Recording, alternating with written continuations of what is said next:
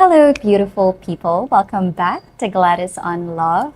For those of you who are new to my channel, in this channel, I love to talk about relationship and sexuality. And from time to time, I also bring in special guests to interview and to have a conversation around this topic. And for this video, I would love to talk about seeing sex as a skill. Yes, something that we can learn about, get better at, and potentially master. Now, a lot of people, they feel insecure because they think that something's wrong with them because they seem not to be able to satisfy their partner or they're having less enjoyment when it comes to sex. And good news is there's always a way to improve and become a better lover. And there's a lot of resources out there that can help us.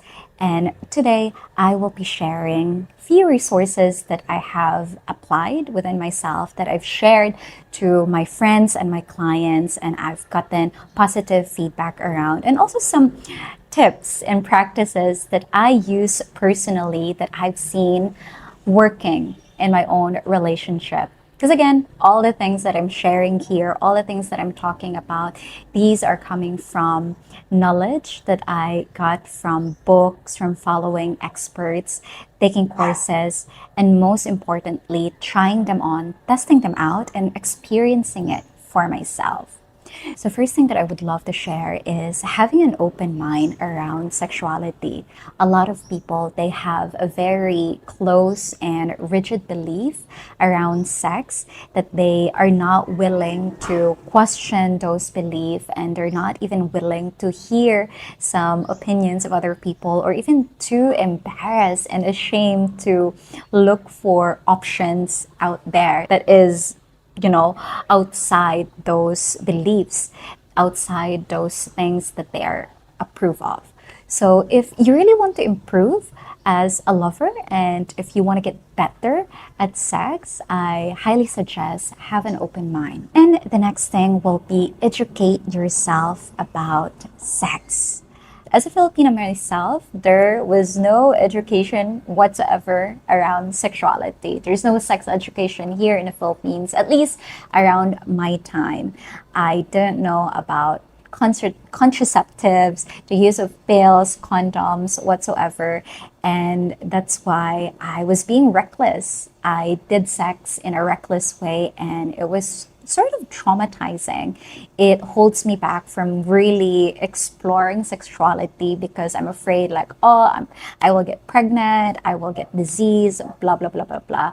Up until I really had the intention of learning more about sexuality. And if you've been diving deep into my content, you will know that for me, sexuality is not just about being a better lover or performing good in bed.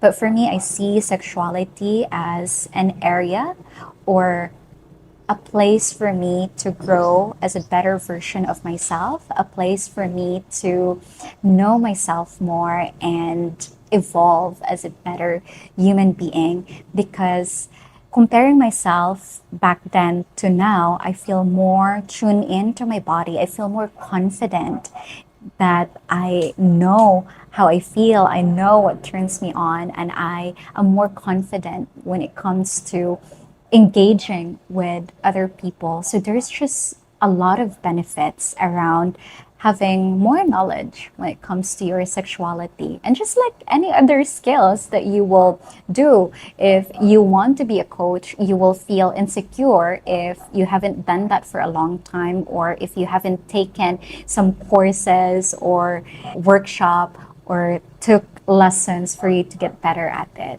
So just see sexuality as that kind of process where you can actually learn, you can build yourself up to reach to the point that you are confident already. And educating myself actually lead me to learning more about different sexual blueprints. So understanding your sexual blueprint is another thing. And it's something that I've shared with my friends and even my clients that if there is 5 love languages, there is also 5 erotic blueprints. And learning about sex actually leads me to being introduced to this framework of 5 erotic blueprints. So this is actually similar to the 5 love languages. And I think it's important as an erotic being to know what turns us on. And in that erotic blueprint, they have the energetic type, which is someone who is most turned on with space and anticipation. And then the second part is the sensual. This person is most turned on when their senses are ignited. And the third one is kinky, a person who actually likes to experience and explore taboos. And the fourth is sexual. Sexual is what we think of sex nowadays, which is just get naked, penetrate, and orgasm. And the fifth one is shapeshifter, which is a combination of all of them. So you see, there's so many more to sexuality. And I know for a lot of people, it's like, oh, it's complicated, it's overwhelming. You could see it that way, or you could be excited and in a curious, adventurous mode of like, wow, there's so much more to learn, and therefore there's so much more to explore. And as a curious person myself, I was really excited in learning more about different realms of sexuality, different ways of getting to know myself. And I think the advantage of being sexually adept is so you have a better understanding of yourself and of your partner. If you are having a challenge with your partner not getting turned on, it doesn't automatically mean there's something wrong with you or there's something wrong with them. It may just mean that maybe you're just not approaching it in the way that they want to be fucked. And that is why we really need to, again, just like knowing the 5 love languages, we need to learn how to turn them on. We need to know what is comfortable for them, what is exciting for them. And that leads me to my third tip, which is to talk about sex. Have an open, honest conversation about sex.